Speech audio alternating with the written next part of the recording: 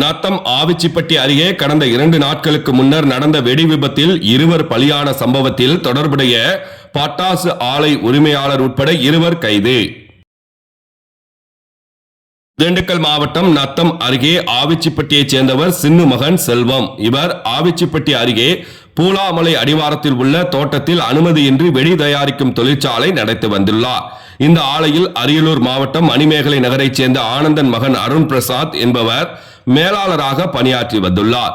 இங்கு கடந்த 2 நாட்களுக்கு முன்பு வெடி தயாரிக்கும் பணியில் பணியாளர்கள் ஈடுபட்டிருந்த போது எதிர்பாராத விதமாக ஏற்பட்ட வெடி விபத்தில் சிவகாசி அருகே திருத்தங்கல் முத்துமாரியம்மன் கோவில் காலனி தெருவைச் சேர்ந்த குருசாமி மகன் கண்ணன் என்ற சின்னன் வயது 42, சிவகாசி அருகே விஸ்வநத்தம் பகுதியைச் சேர்ந்த மாரிமுத்து மகன் முனீஸ்வரன் என்ற மாசா வயது 30 இருவர் உடல் சிதறி பலியாகினர். சம்பவ இடத்திற்கு விரைந்து வந்த நத்தம் காவல் நிலைய போலீசார் ஆங்காங்கே சிதறி கிடந்த 2 உடல்கள் பாகங்களையும் சாக்கு பையில் கட்டி ஆம்புலன்ஸ் மூலம் உடற்கூராய்வுக்காக திண்டுக்கல் அரசு மருத்துவக் கல்லூரி மருத்துவமனைக்கு அனுப்பி வைத்தனர். இதைத் தொடர்ந்து வெடி விபத்தில் தொடர்புடைய பட்டாசு ஆலை உரிமையாளர் செல்வம் வயது 49 என்பவரை நத்தம் அருகே ஏரக்காப்பட்டியில் பதுங்கியிருந்த போது போலீசார் சுற்றி வளைத்து பிடித்தனர்.